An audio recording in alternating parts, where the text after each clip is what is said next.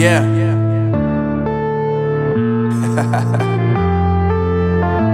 Unknown Brain, Marvin Divine.